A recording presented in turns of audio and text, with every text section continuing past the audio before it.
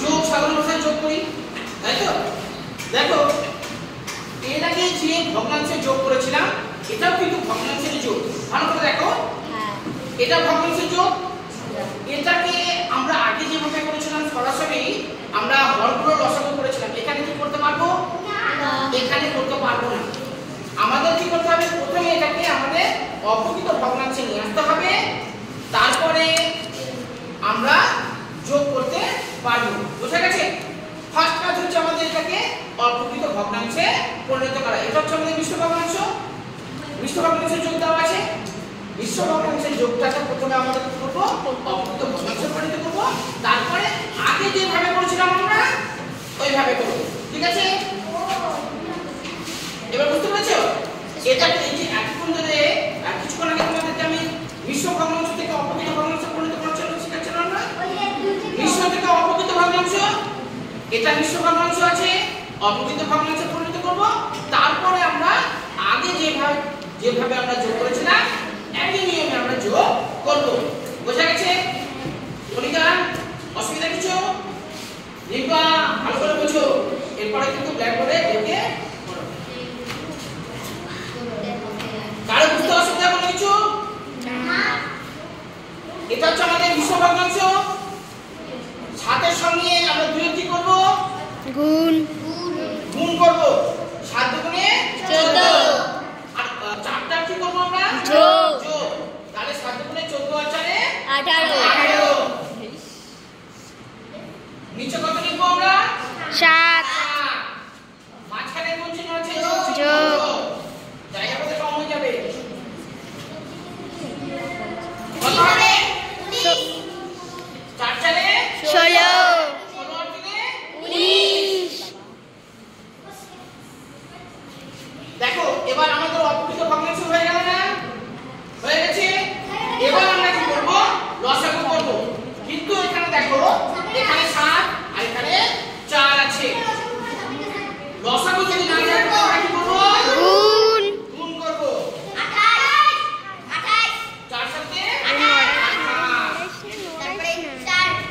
এই 7 দিয়ে 28 কে ভাগ করতে গেলে কত পাবো, হাবিবা খাতাতে লেখার দরকার নেই, তুমি আগে বোঝো, বুঝে নেওয়ার পরে করবে। ঠিক আছে?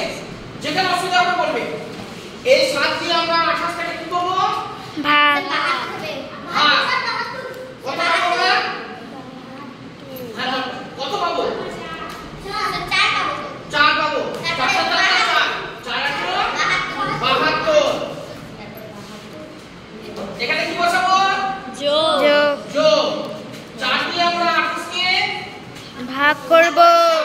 কত পাবো, 7। 7 এর সঙ্গে 19 এর গুণ করে কত পাবো, যদি অসুবিধা না হয় 19 গুণ 7 3 হাতে 6,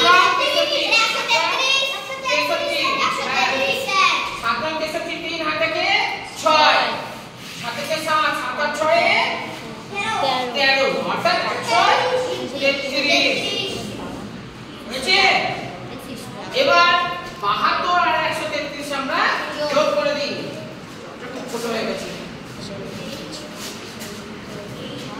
133 72 205।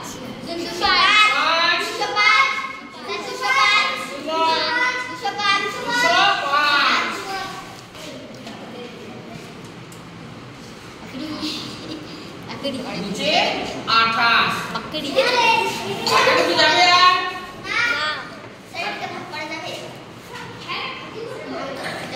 যাবে না, কারণ লাস্টে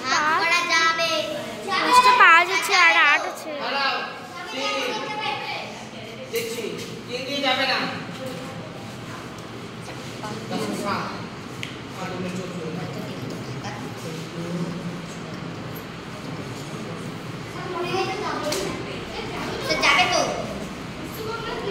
দাঁড়া দেখছি আমি লাস্টে কত দিয়ে যাবে, বলছে 8 দিয়ে যাবে না, 5 দিয়ে যাবে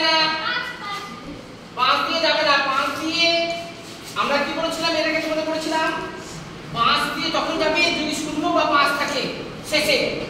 এখানে 5 আছে আর এখানে কিন্তু 5 নেই, তাই না? শূন্য নেই, অর্থাৎ 5 দিয়ে যাবে না, 6 দিয়ে যাবে না, 7 দিয়ে দেখি 7 একটু চুলকে দেন না এই জায়গাটাতে। 7 দুগুণে 14 না অল্প ছয়। আরেকটু আরেকটু যেখানে যেখানে হাতে যাবে 7 63 আস্তে আর একটু যাচ্ছে না, অর্থাৎ 8 তো যাবে না, হয়েছে অর্থাৎ এটা হচ্ছে আমাদের উত্তর।